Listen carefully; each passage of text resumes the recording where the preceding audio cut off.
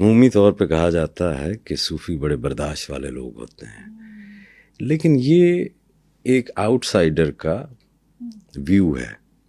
اس کو لگتا ہے کہ یار یہ بندہ برداشت کر رہا ہے. برداشت کیا ہوتی ہے؟ برداشت یہ ہوتی ہے کہ مجھے ایک چیز پسند نہیں ہے، ٹھیک ہے، اور میں کسی طرح اپنے اوپر ضبط کر کے گزارا کروں.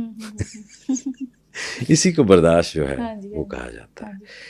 یہ جو روحانی دنیا کے مسافر یا سالک ہوتے ہیں، یہ صاحب تسلیم ہوتے ہیں، یہ ایکسیپٹنس کے اندر ہوتے ہیں.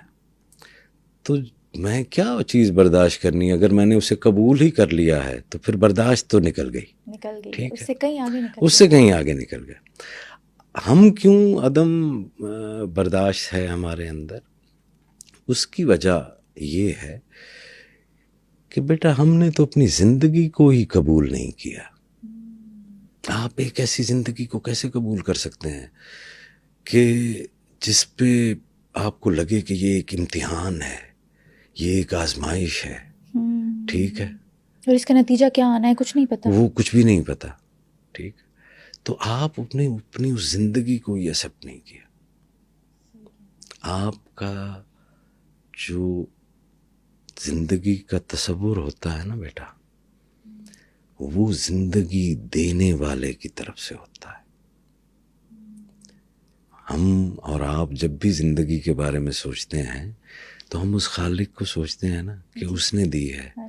تو زندگی کے متعلق ہمارا جو بھی تصور ہوگا وہ ہمارے خدا کے تصور کو ڈیفائن کر رہا ہوگا. تو اب جو تصور بنتا ہے وہ تصور یہ بنتا ہے کہ یا تو وہ کوئی ایک سانتا کلاز ہے جو میری ہر سٹوپڈ وش کو پورا کرے، جی، یا پھر وہ ایک کوئی سخت گیر استاد ہے جو اوپر بیٹھا ہوا صرف مجھے دیکھ رہا ہے، ایک حاکم ہے، قادر مطلق ہے، کچھ بھی کر سکتا ہے، ٹھک ٹھک ٹھک، جی. اور کیونکہ میرے بڑے آدم وہ کچھ کر چکے جو خدا کو پسند نہیں آیا، اور اس کی سزا میں آدم کے بچوں کو ادھر بھیج دیا.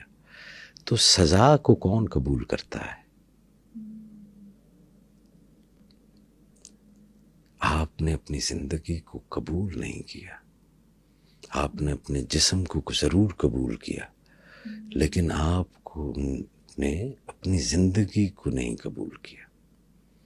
اسلام جب انسان کی کہانی بتاتا ہے تو اس میں تو اس کا